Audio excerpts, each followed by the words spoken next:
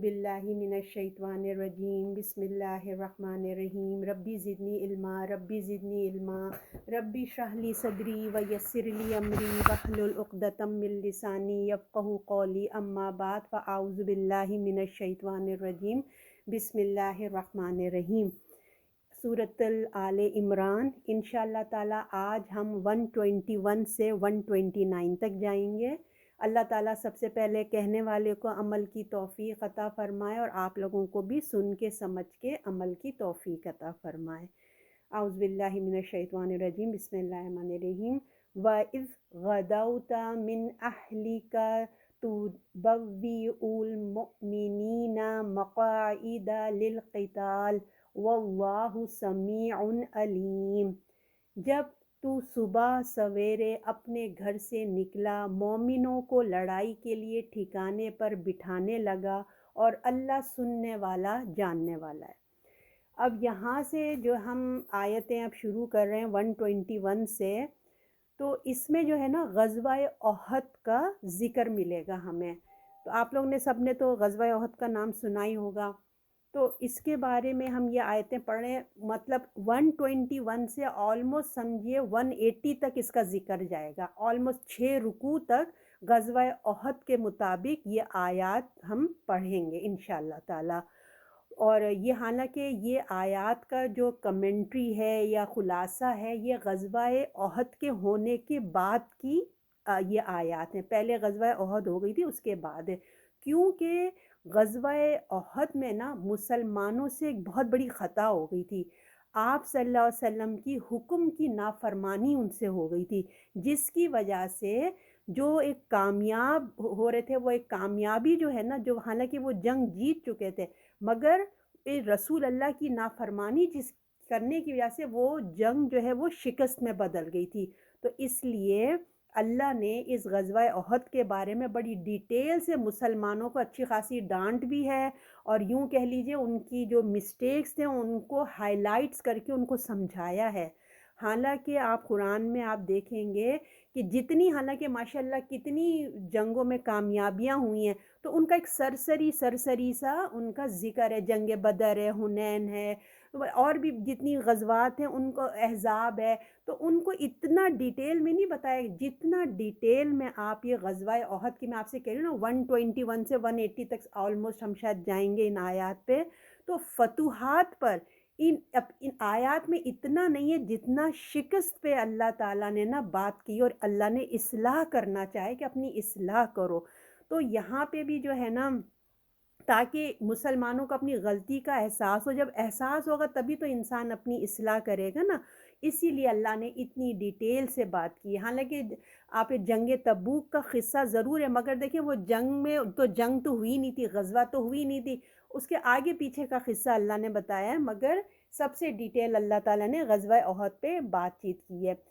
तो क्या वजह है कि वो अपनी इस्लाह कर रहे हैं? अब क्योंकि देखें, नबी ने हालांकि रसूल अल्लाह ने उनको खुशखबरी दे दी थी कि फ़तह होगी, मगर लोगों की जो मैंने आपसे कहा ना गलती की वजह से वो शिकस्त में तब्दील हो गई। नबी सल्लल्लाहु अलैहि वसल्लम ने झूठ नहीं बोला था। अगर नबी भी मौजूद हों, अल्लाह ताला आप यहाँ बताना एक मिस्टेक ये बताना चाह रहे थे कि देखो नबी ने तुमसे गलत बात नहीं की थी। नबी के होते हुए भी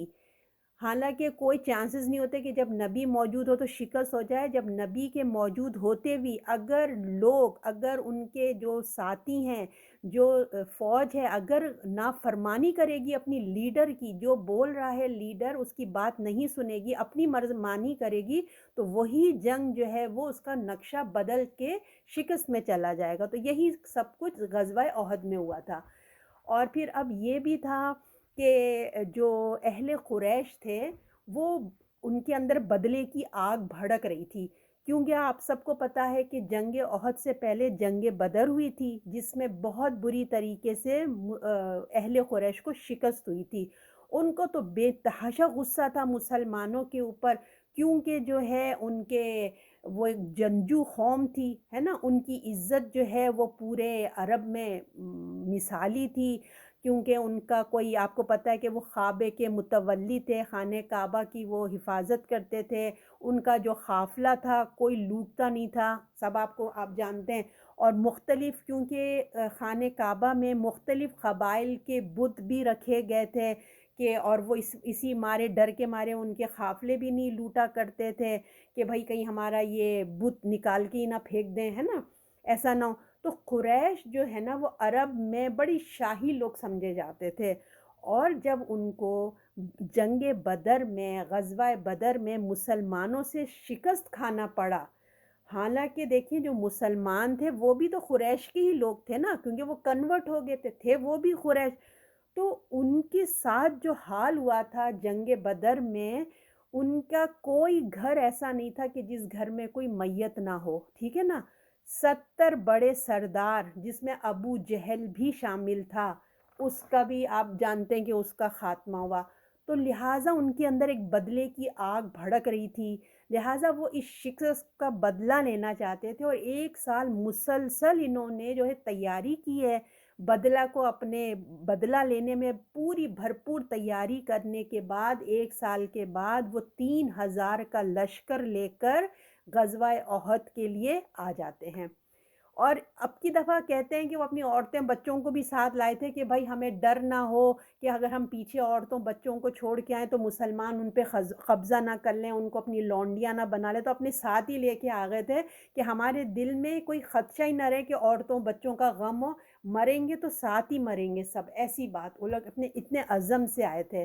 اور اس غزوے میں آپ کو پتہ ہے کہ خالد بن ولید جو ہیرو آپ سب جانتے ہیں خالد بن ولید کو، کیا وہ زبردست جرنیل تھے، خالد بن ولید بھی شامل تھے غزوہ احد میں، اس وقت تک وہ مسلمان نہیں ہوئے تھے، اور اسی غزوے میں مسلمانوں کے صحابہ بہت شہید ہوئے، غزوہ احد میں جب وہ شکست ہوئی تو مسلمانوں کے بہت سارے صحابہ شہید ہوئے، ان میں سے جو خاص ہائی لائٹ ہیں اس میں حمزہ رضی اللہ کا نام ہوتا ہے جو شہید ہوئے، اور ایک وحشی نام کا آدمی تھا جس نے شہید کیا، اور ہند جو ابو سفیان کی وائف تھی اس نے قسم کھائی تھی کیونکہ اس کا باپ چچا بھائی شاید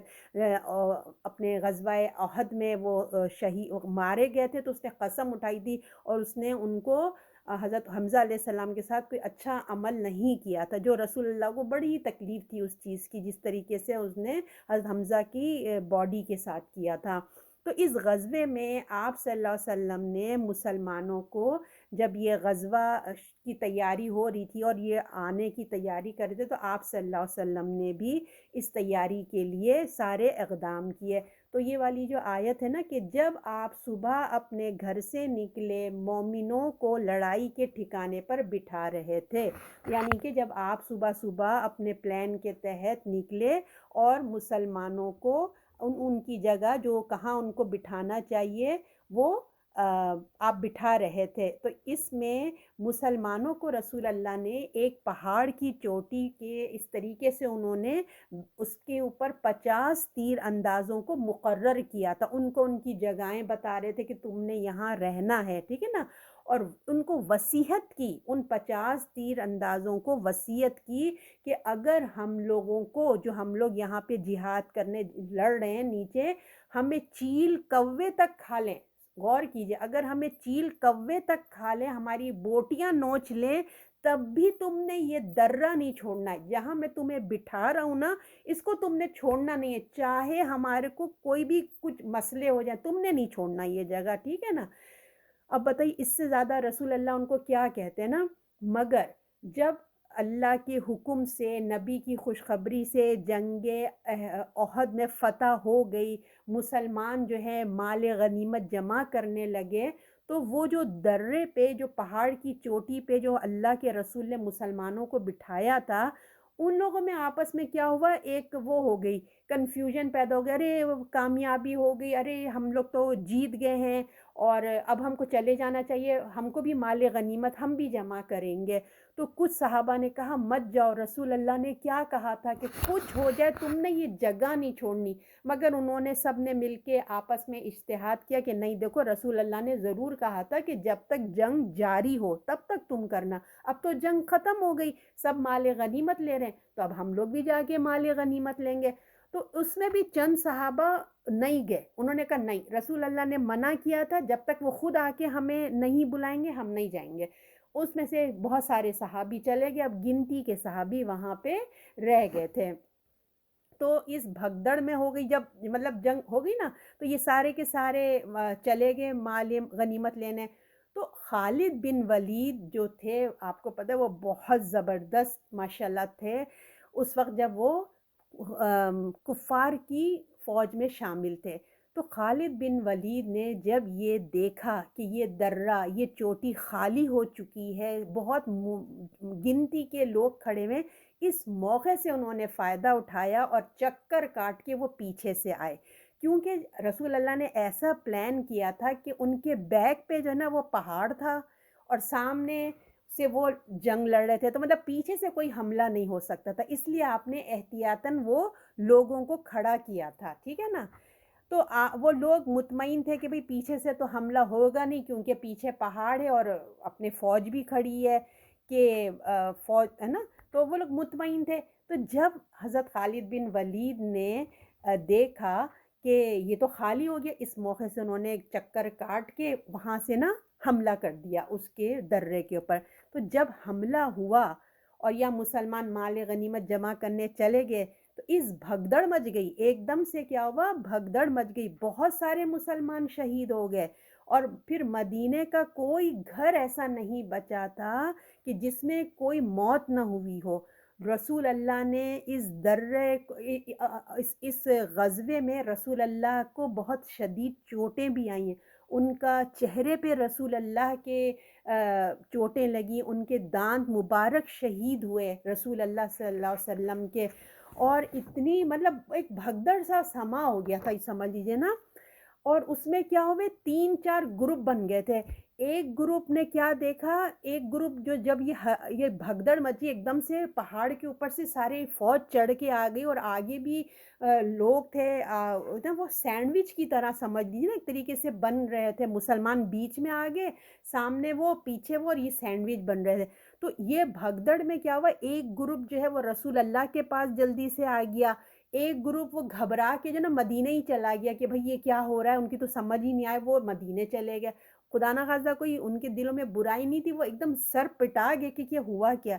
اور جو ایک تیسرا گروپ اور چوتھا گروپ کیا ہوئے، اتنی جو بھگدڑ مچی نا کہ ادھر سے بھی کفار آ رہے ہیں، ادھر سے بھی آ رہے ہیں، تو آپس میں ہی ہے نا کیا ہوا، یہ مسلمانوں نے آپس میں ایک دوسرے کو مار دیا۔ اب آج کل تو دیکھیں ہماری یونیفارم ہوتی ہے نا کہ بھائی فلاں ملک کا یونیفارم ایسا ہے، لال رنگ کا، ان کا نیلے رنگ کا، تو آپس میں ہمیں نظر آ رہا ہوتا ہے۔ اس وقت تو دیکھیں ان کے پاس جو کپڑے ہوتے تھے اسی میں وہ چل پڑتے تھے۔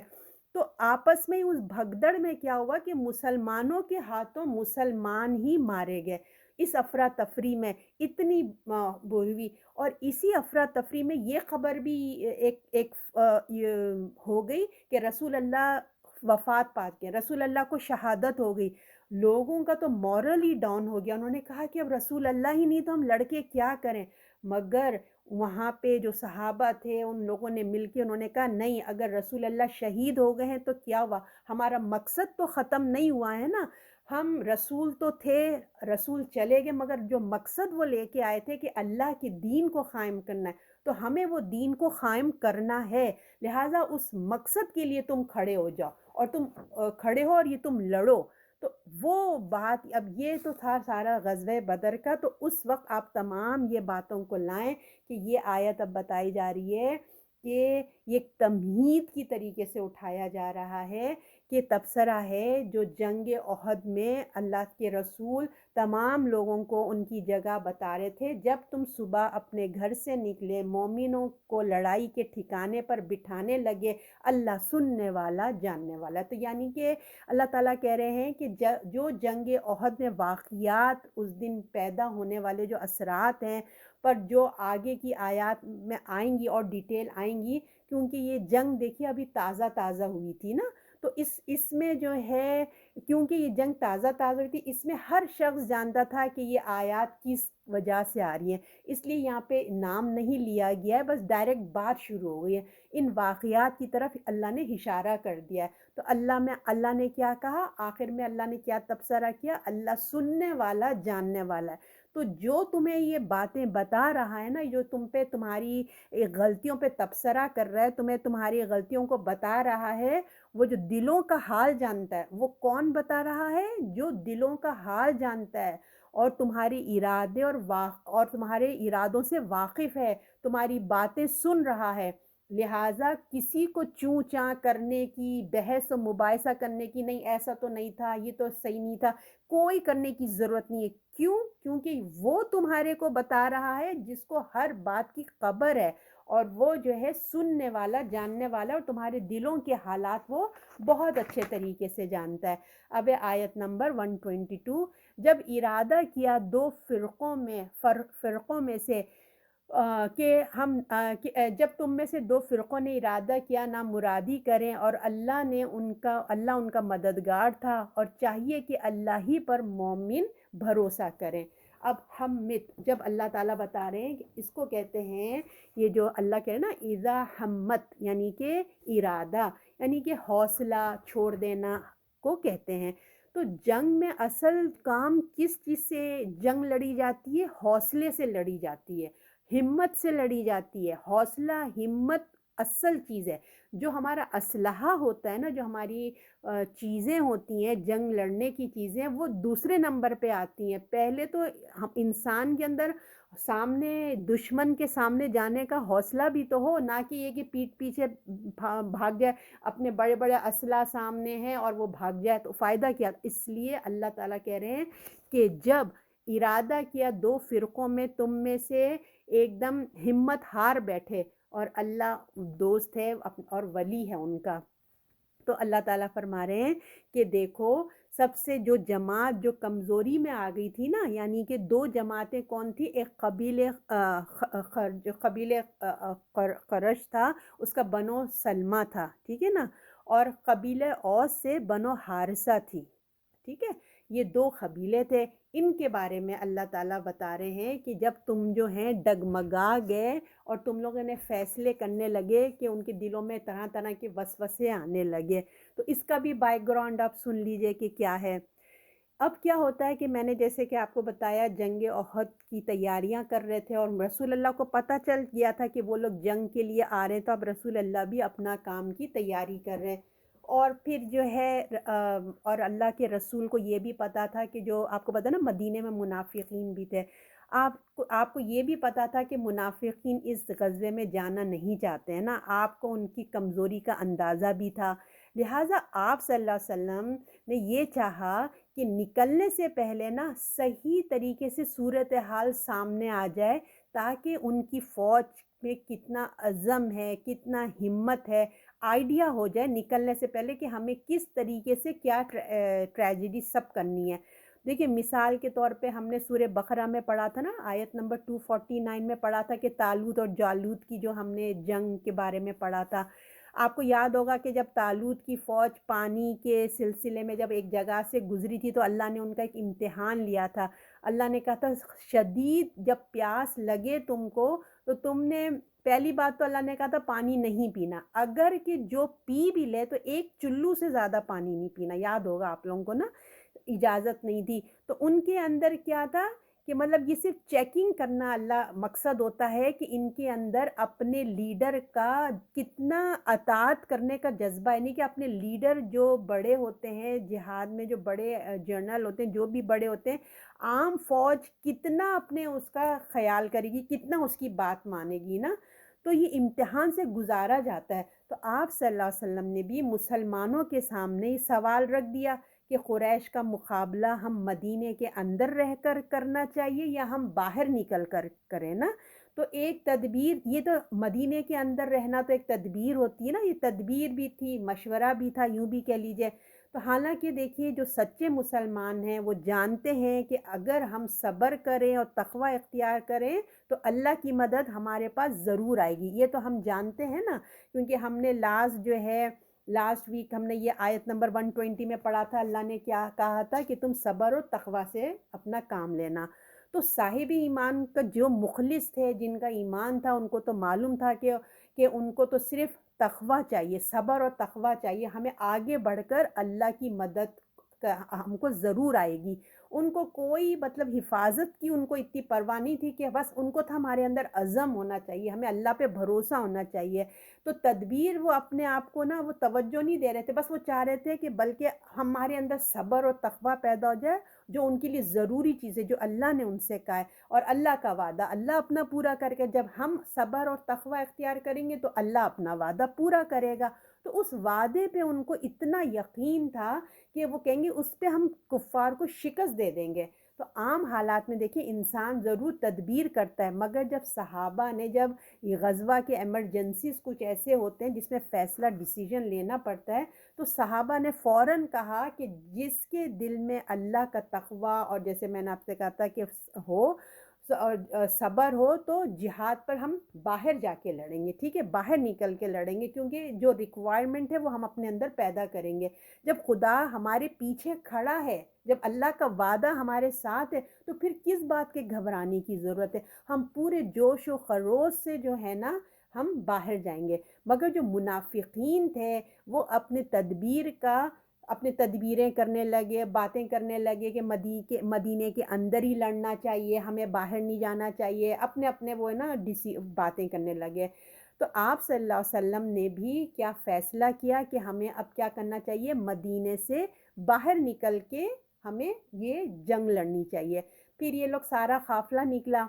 مگر کیا ہوتا ہے کہ آدھے راستے سے کیا ہوا، جو عبداللہ بن ابی منافقوں کا سردار تھا، اپنے 300 لوگوں کو لے کر، اپنے 300 لوگوں کا لشکر لے کے واپس چلا گیا۔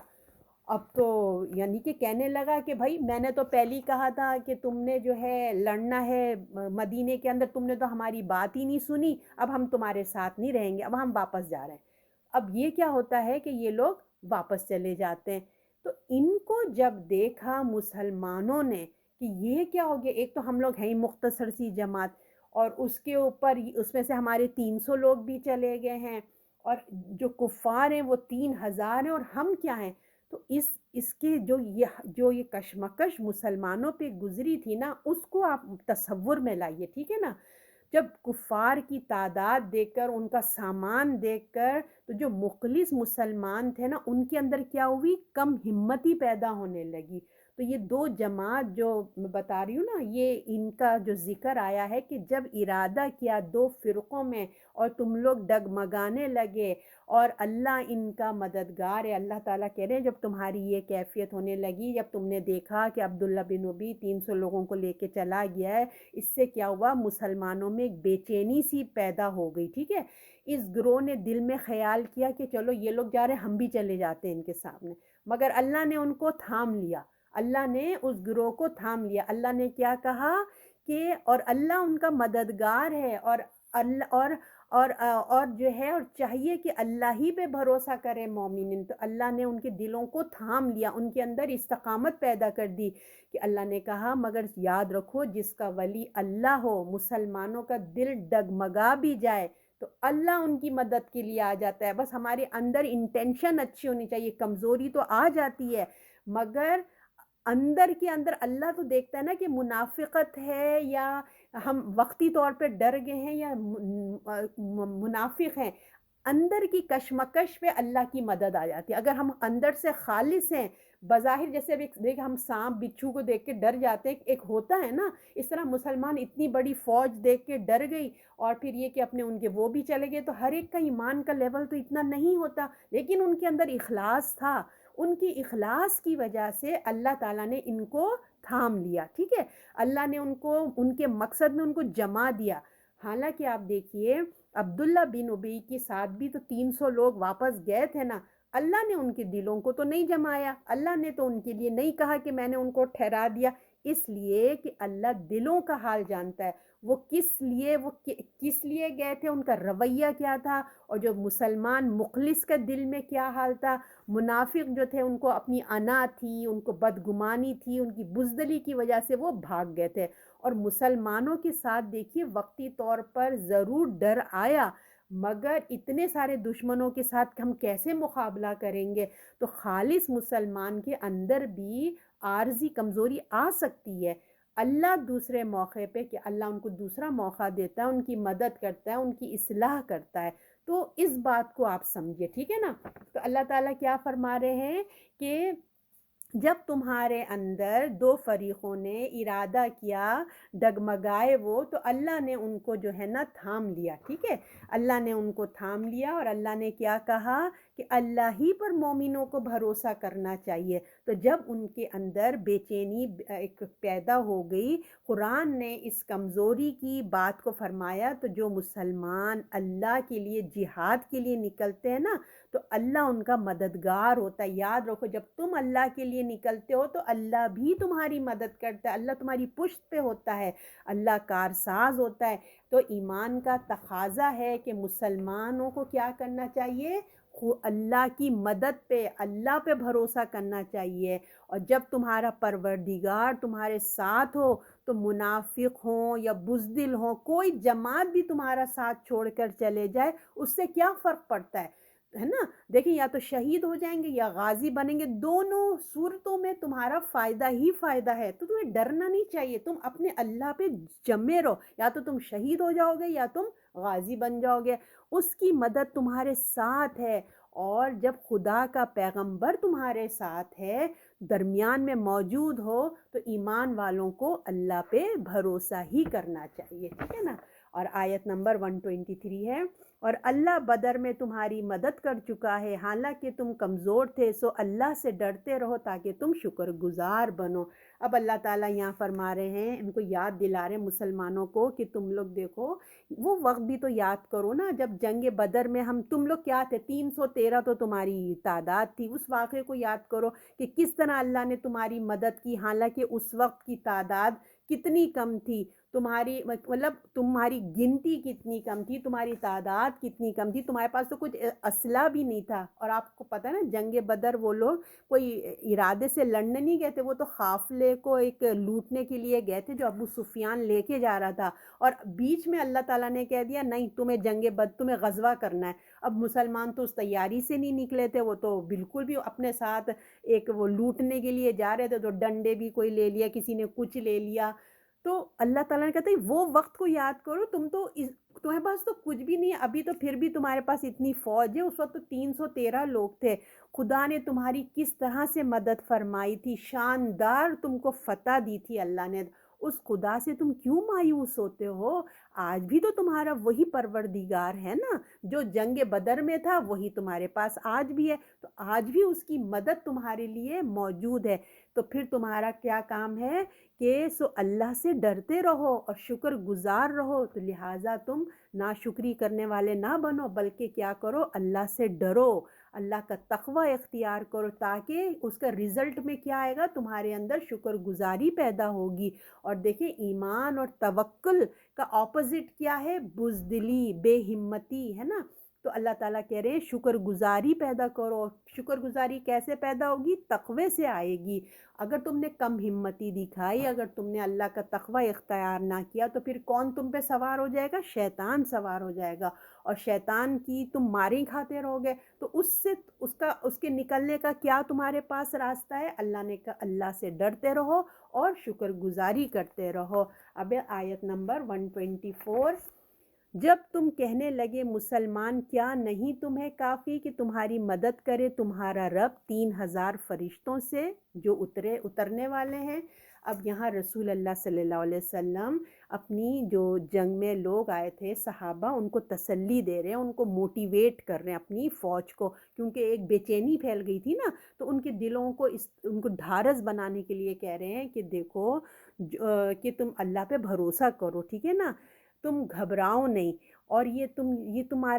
تم ایسے گھبرا کے تمہارا کیا فائدہ؟ تم دیکھو اللہ پہ جب تم بھروسہ کرو گے، آپ صلی اللہ علیہ وسلم نے فرمایا، مسلمانوں کو حوصلہ دیا، ان کو بحال کیا، اگر اللہ تمہارے فرشتوں سے تمہاری مدد کر دے، ہے نا، 3000 فرشتے تمہارے لیے اللہ اتار دے، تو پھر کتنے تمہارے لیے مدد آ جائے گی۔ ایسا نہیں ہے کہ یہ کوئی معمولی فرشتے آئیں گے، بلکہ کیا ہے، اللہ تعالیٰ کیا کہتے ہیں، تو کہنے لگے مسلمان کیا نہیں تمہیں کافی کہ تمہاری مدد کے لیے 3000 فرشتے اللہ اتار دے؟ یعنی کہ ان کو کہہ رہے 300 لوگ چلے گئے تو کیا ہوا، اس کے بدلے تمہارے لیے اللہ 3000 فرشتے اتار دے گا، تمہاری مدد کے لیے آ جائے گا۔ اور پھر تمہارے لیے یہ کافی ہو جائے گا، تمہارا پروردگار تمہاری مدد کو آ جائے گا، گویا کہ جیسے ایک سامنے ایک بہت بڑا کافروں کا لشکر بھی آ جائے، تمہاری طاقت میں کبھی کمی اللہ کرنے نہیں دے گا، اور اللہ فرشتوں سے تمہاری مدد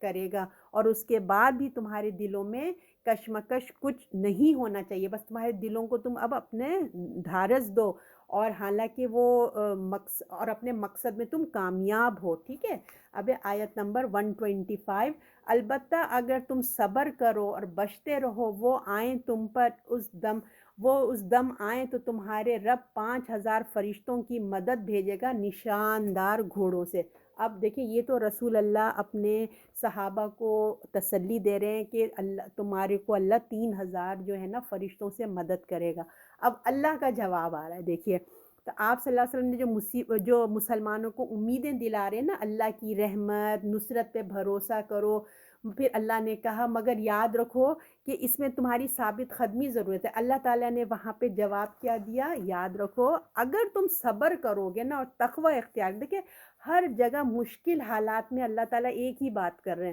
ہم نے پچھلے بھی پڑھا تھا کہ صبر اور تقوی تم نے لینا ہے، تو ہمارے لیے بھی شاید یہ سبق ہے کہ اللہ نہ کرے کبھی کسی کے ساتھ، ہم لوگ مسلمان ہیں، دیکھیں نا امتحانات ہیں، یہ دنیا تو امتحان کی جگہ ہے، تو ہر جگہ کبھی خوشی کا امتحان ہے تو اس میں شکر کا امتحان ہوگا، کبھی خدا نہ خواستہ غم کا آئے تو اس میں صبر، تو دونوں صورتوں میں چاہے ہماری خوشی کا امتحان ہو چاہے ہمارے غم کا ہو، ایک میں صبر کرنا ہے ایک میں شکر کرنا ہے، جیسے ہم پچھلے پڑھا تھا نا شکر والی آیت پڑھی تھی، اس میں صبر آ گیا ہے، مگر دونوں حالتوں میں چاہے ہم شکر کر رہے ہوں چاہے ہم صبر کر رہے ہوں، اللہ کا تقوی نہیں بھولنا ہے، اللہ نے یہاں یاد دلا دیا ہے، پچھلی آیت میں شکر کے ساتھ بات آئی تھی، اس میں صبر کے ساتھ آ گئی، تو اللہ تعالیٰ کہہ رہے ہیں کہ صبر کرو اور بچتے رہو، یاد رکھو یہ دو فارمولے ہیں، تم نے اختیار کرنا ہے کہ تم ثابت قدم رکھو، صبر کرو، اور صبر کیسے آئے گا؟ دیکھیے جب صبر آتے نا تو مشکل حالات میں ہمیں ثابت قدم رہنا ہے، سب سے نمبر 1، ٹھیک ہے، اور اپنے ہوش و حواس نہیں کھونا ہے، نیگیٹو نہیں سوچنا ہم نے، اوکے، اور اوور ری ایکٹ نہیں کرنا، اوور ری ایکٹ سے بچنا ہے، اپنے آپ کو کام ڈاؤن کرنا ہے، ڈیپ بریتھ لینا ہے اور اللہ پہ فوکس کرنا ہے کہ یہ میرا امتحان آ گیا ہے، اب سمجھ جائیں کہ یہ امتحان ہے اور یہ صبر کا امتحان ہے، تو اپنے آپ کو کام ڈاؤن کر لیں، تو اللہ تعالیٰ کہہ رہے ہیں تم صبر کرو، اللہ سے ڈرتے رہو، اور اپنا ضروری اگرچہ تمہاری تیاری نہیں ہوئی ہے، اگر تم ڈر رہے ہو کہ تمہاری تیاری نہیں ہے، دشمن بہت سارے آگے ہیں، تو تم فکر ہی نہیں کرو، تم اپنے اللہ پہ بھروسہ کرو، اپنی ہمت دکھاؤ، ٹھیک ہے، اپنی ہمت دکھاؤ، تم تیار بھی نہ ہو تو اللہ تمہارے لیے، رسول نے تو تم سے 3,000 کا وعدہ کیا، 3,000 کی بات کی ہے، اللہ نے 2 کا اضافہ کر کے کہہ دیا میں 5,000 فرشتوں سے تمہاری مدد کر دوں گا، اور جن کو صرف اور صرف اسی مقصد کے لیے تمہارے لیے اتاروں گا، یعنی کہ نشاندہی، یعنی کہ یہ فرشتے خاص اسی کے لیے اتریں گے جو تمہارے لیے جہاد میں تمہارے ساتھ ہوں گے، ان کو جیسے ہوتا ہے نیم برانڈ ہوتے ہیں، یہی کام کے لیے اتارا جائے گا، کیونکہ یہ کوئی عام جنگ نہیں ہے، بلکہ یہ کیا ہے، یہ پیغمبر کے ساتھ لڑی جانے والی جنگ ہے، یہ رسول اس کے بیچ میں ہے، اور جس میں آپ کو پتہ ہے حق اور باطل کا فیصلہ ہوتا ہے، تو اتنی امپورٹنٹ جنگ یہ تو آپ صلی اللہ علیہ وسلم یہ کہہ رہے تھے کہ اللہ 3,000 فرشتوں سے تمہاری مدد کرے گا، پر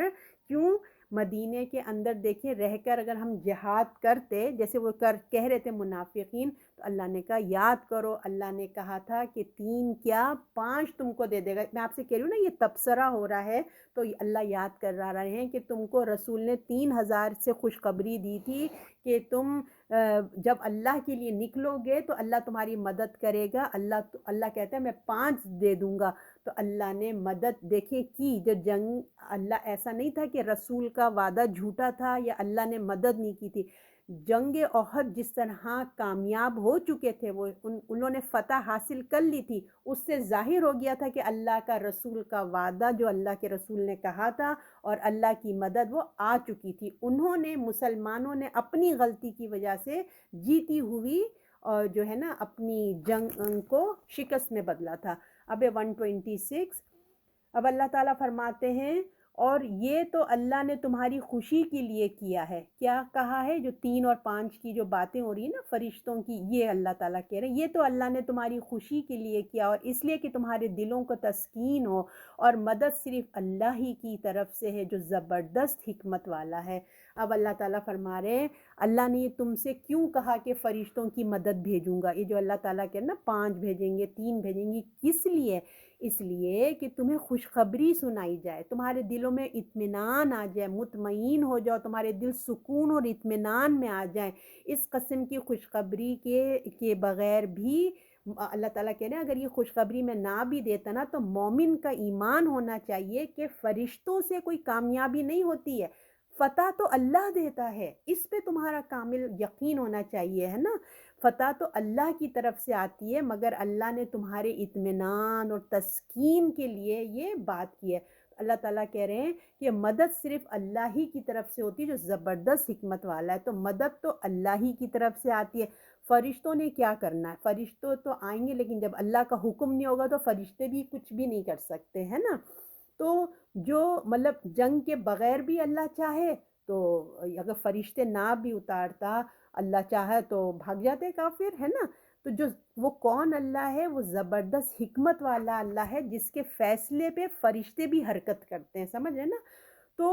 وہ اچھی طرح سے جانتا ہے کس وقت کیا ایکشن کرنا چاہیے، اللہ حکمت کے ساتھ فیصلے کرتے ہیں، اور اللہ کی قوت سے کوئی چیز نکلی ہوئی نہیں ہے، حکمت کے مطابق تمام کام سر انجام دیتے ہیں۔ بس اسی کے لیے بتایا، اس نے اسی لیے تم کو بتایا ہے کہ تمہارے اندر کیا ہے؟ حوصلہ پیدا ہو، تم ڈگمگا نہ جاؤ، تم ایک دفعہ ایمان اور تقوی میں آگے بڑھو، بڑھنے کا فیصلہ کر لو۔ اللہ صرف مدد ہی نہیں کرے گا بلکہ کیا کرے گا؟ تمہیں یقین کا حوصلہ تمہارے دل میں اطمینان اتار دے گا، کیونکہ انسان کی دیکھیے کمزوری ہے، اگر اس کو بتایا جائے نا کہ اللہ مدد کرے گا تو انسان سوچتا ہے ہائے اللہ کیسے مدد آئے گا، یہ تو کوئی نظر ہی نہیں آ رہا ہے، کیسے آئے گا، کب آئے گا، ڈفرینٹ کویسچن شیطان نا وسوسے ڈالتا ہے، تو انسان کو خیال ہوتا ہے کہ کیسے کام ہوگا، کب ہوگا، پتہ نہیں ہوگا کہ نہیں ہوگا۔ آپ نے دیکھا ہوگا وسوسے آتا ہے تمہارے، اسی لیے اللہ نے اطمینان کا لیے فرشتوں کا اللہ نے ذکر کیا کہ تمہارے دلوں میں ٹھہر جائے۔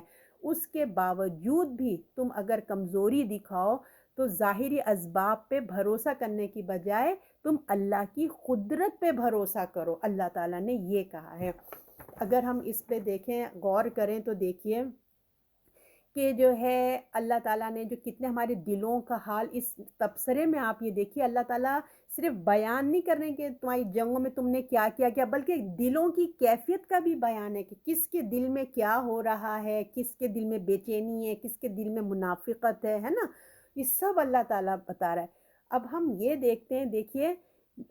اللہ نے کیا 5,000 فرشتوں کی بات کی تھی، 3,000 5,000، حالانکہ ایک ہی فرشتہ لوگوں کو ختم کرنے کے لیے کافی ہے۔ آپ نے دیکھا تھا نا کہ جب رسول اللہ نے جبرائیل علیہ السلام کو دیکھا تھا آسمان میں پہلی دفعہ، پورے افق پہ ان کے پر پھیلے ہوئے تھے، اتنے وہ ڈر گئے تھے رسول اللہ، ایک فرشتہ ہی اگر صرف اپنا پر یوں مار دے تو سارے لوگ مر جائیں، پھر بھی اللہ کہہ رہا ہے وہ 3 اور 5,000 فرشتے بھیجیں گے، یہ صرف کس لیے کہ مسلمانوں کی دل کی تسلی کے لیے، کہ تمہارے لوگ چھوڑ کر چلے گئے نا، تم 300 لوگوں کی بات کرتے ہو چھوڑ کے چلے، کوئی بات نہیں، تمہاری تسلی کے لیے کفار بھی جو ہیں جو ہے برابر گنتی کے لیے اللہ تعالیٰ تمہیں 3,000 کا وعدہ کرتے ہیں، تم فکر نہیں کرو۔ تو اللہ ایک بھی فرشتہ نہیں بھیجتا ہے نا، وہ تو صرف کن کہہ دیتا اللہ تعالیٰ تو کام ہو جاتا، ایک اشارے سے کام ہو جاتا ہے اللہ تعالیٰ۔ اور آپ کو پتہ ہے جنگ خندق میں کیا ہوا تھا، جنگ تبوک میں کیا ہوا تھا، آپ سب جانتے ہیں۔ جنگ تبوک میں لڑائی نہیں ہوئی تھی، لوگ ڈر کے ہی مسلمانوں سے ڈر کے بھاگ گئے تھے، انہوں نے لڑائی نہیں کی تھی، مسلمان جیت گئے۔ جنگ خندق میں کیا ہوا تھا،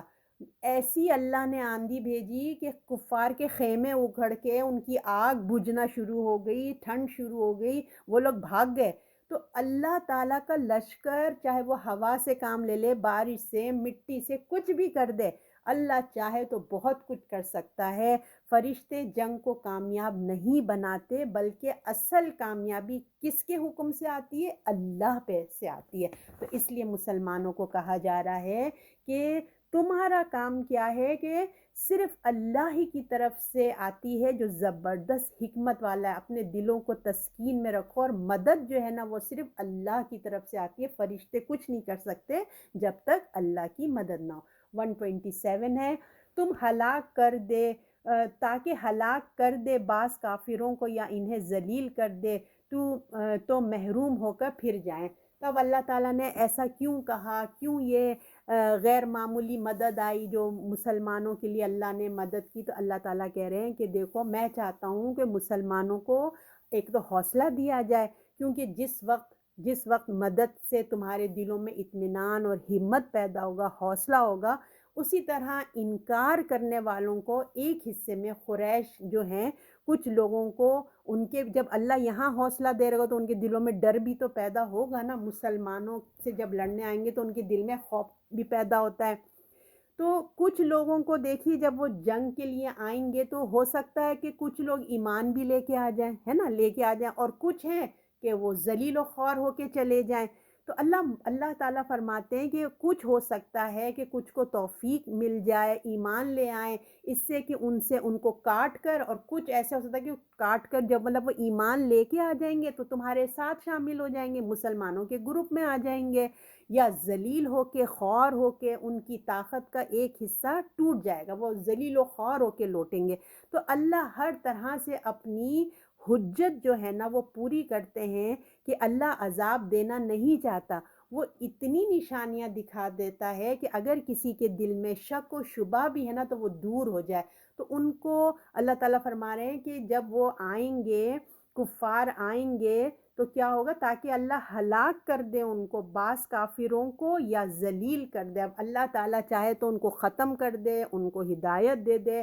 اور مسلمانوں میں شامل ہو جائیں، یا ان کو ذلیل و خوار کر کے لوٹا دے اور محروم ہو کے پھر جائیں وہ. تو اللہ مسلمانوں کو تسلی دیتے ہیں کہ دونوں چیزوں اگر توفیق مل جائے تو کچھ ایمان لے اور مسلمانوں کے ساتھ شامل، اگر توفیق نہ بھی ملے تو ان کو واضح اللہ تعالیٰ نے معاملہ ان کے سامنے کر دیا کہ دیکھو معاملہ انسانوں کے ساتھ نہیں ہے بلکہ خدا کے ساتھ ہے. تم جو اگینسٹ میں آئے ہو لڑنے کے لیے، یہ اللہ کی جنگ ہے، اللہ کے دین کی جنگ ہے. تو لہٰذا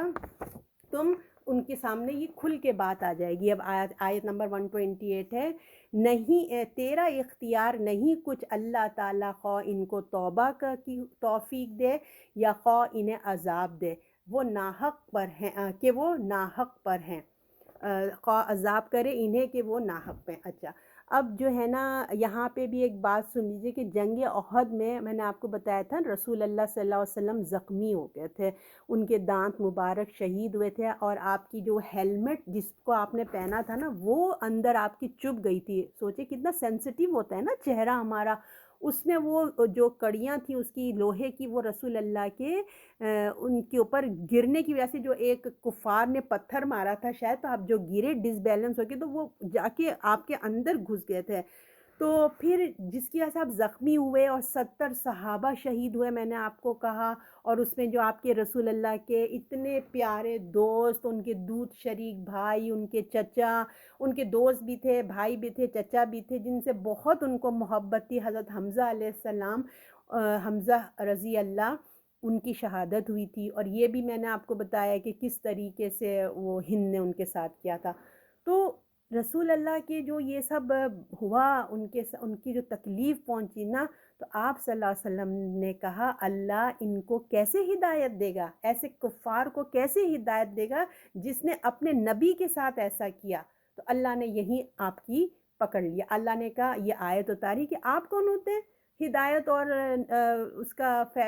کا ہدایت اور نا ہدایت دینے کا فیصلہ کرنے والے؟ یہ اللہ کا ڈپارٹمنٹ ہے. سوچئے اللہ تعالیٰ نے وہیں اسٹاپ کر دیا، آپ کا کنٹرول نہیں ہے، یہ اللہ کا کنٹرول ہے. اللہ دلوں کا حال جانتا ہے. ہم تو اوپری بات دیکھ رہے ہو نا، ہم اللہ اندر کا معاملہ دیکھ کے ہدایت دیتا ہے. تو آپ کا اس معاملے میں اللہ نے کہہ دیا، آپ کا اس معاملے میں رسول اللہ کوئی اختیار نہیں ہے. اللہ چاہے گا تو ان کی توبہ قبول کر کے ان کو ایمان کی دولت عطا فرما دے گا، اور اگر یہ توبہ اور اپنی اصلاح نہیں کرتے تو اللہ ان کو عذاب دے گا ظالموں کو. اور آپ کو یہ بھی پتہ ہے کہ اس غزوہ احد تک ابو سفیان جو یہ اپنے قریش کے لیڈر تھے، جو فوج کے لیڈر تھے، سپہ سالار تھے، وہ حضرت خالد بن ولید، جن کی وجہ سے غزوہ احد ہاری، جو جیتے، مطلب مسلمانوں کو ہار دیکھنی پڑی، جو پیچھے سے چکر لگا کے آئے تھے، وحشی جس نے حضرت حمزہ رضی اللہ کا قتل کیا تھا،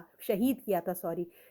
کیا تھا، یہ تینوں اور پتہ نہیں کتنے مسلمان، آپ کو پتہ ہے یہ سب مسلمان ہو گئے تھے، تو اللہ جانتا ہے، اللہ نے کہا تمہیں نہیں پتہ، تم نہیں کہنا، آپ نہیں کہیے کہ جو ہے اختیار، مطلب تیرا اختیار، اللہ تعالیٰ کہہ رہے ہیں تیرا اختیار نہیں کہ اللہ خواہ ان کوئی توبہ قبول کرے خواہ انہیں عذاب دے، اللہ کرنے والا ہے، آپ نہیں ڈیسیژن میک کریے۔ تو ہدایت اور گمراہی اللہ کے قانون کے مطابق ہوگی، اللہ کا ایک قانون ہے ہدایت دینے کا، میں نے آپ لوگوں کو بہت اچھے سے سمجھایا ہے اس قانون کو، تو اللہ کی ہدایت کے مطابق، اس کے قانون کے مطابق کام ہوگا، آپ کی خواہشوں سے نہیں ہوگا، انسانوں کی خواہش ہو جائے اللہ اس کو ہدایت مل جائے، ان کو ہدایت نہیں ملے گی، یا ہم چاہیں اس کو ملے ہی نہ، اس کو بھی ایسا نہیں ہو سکتا۔ تو اللہ تعالیٰ کہہ رہا ہے ہدایت کے لیے یہ توبہ کرے، ٹھیک ہے نا،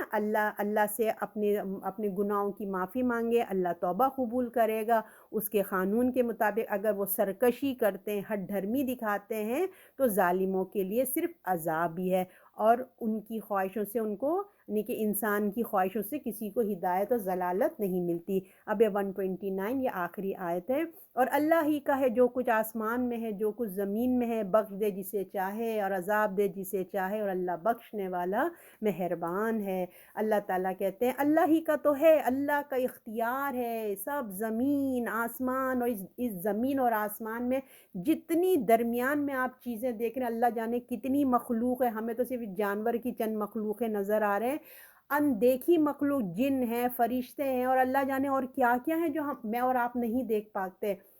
اللہ تعالیٰ کہہ رہے ہیں کہ جتنی ہے ساری چیزوں کا کون ہے؟ اللہ کا ہے سب کچھ، یاد رکھو کہ اللہ ہی کا ہے جو کچھ آسمان اور زمین میں ہے، بخش دے جسے چاہے، اس کی شان ہے، اس کا بات کرنے کا اسٹائل تو دیکھیں بھائی، اللہ ہیں زمین اور آسمان کے مالک ہیں، اللہ کہہ رہے ہیں بخش دے جسے چاہے، عذاب دے جسے چاہے، اللہ بخشنے والا غفور الرحیم ہے۔ تو اللہ تعالیٰ فرما رہے ہیں اللہ کی مرضی ہے، اللہ کا اختیار ہے، ہر چیز پہ وہ اپنے قانون کے مطابق جس کو چاہے بخش دے، جس کو چاہے عذاب دے۔ اللہ جو ہے، اللہ کسی پہ ظلم نہیں کرتا، یہ بات اللہ نے بتا دی ہے کہ یہ جو انداز ہے نا، اسی انداز سے لوگ کنفیوز ہو جاتے ہیں کہ دیکھو بھئی اللہ ہی نہیں چاہتا ہدایت دینا، تو کہاں سے ہدایت ملے گی ہمیں، اللہ ہی ہمیں دوزخ میں ڈالنا چاہتے تو اب ہم کیا کریں؟ یہ بات نہیں ہے، میں نے آپ لوگوں کو سمجھایا، اندر کی دل کی خواہش پہ اللہ ہدایت دیتا ہے، وہ ایسے نہیں باتوں سے نہیں دیتا۔ اللہ تعالیٰ کہہ رہے ہیں اللہ ظلم کو پسند نہیں کرتا، اللہ ظلم کرنے والا نہیں ہے، بلکہ اللہ کون ہے؟ اللہ تو بخشش کو پسند فرماتا ہے، کیونکہ وہ غفور اور رحیم ہے، وہ بخشنے کے لیے تیار بیٹھا ہے، اس کے مسجد کے دروازے، اس کے گھر میں ہر چیز، اللہ نے جو ہے نا پوری زمین کو مسلمانوں کے لیے مسجد کی طرح بنا دیا ہے کہ تم آ جاؤ، اللہ کے آگے جھک جاؤ، اللہ نے کسی پابندی پہ نہیں رکھا، اللہ تو بخشنے کے لیے تیار بیٹھا ہے، لیکن پہلے وہ اپنی غلطیوں کی معافی مانگیں، اپنی توبہ اصلاح کریں، اللہ کے پروردگار کو، اس کی کائنات کو دیکھیں، اس کو پہچانیں، اس اپنے رب کو پہچانیں،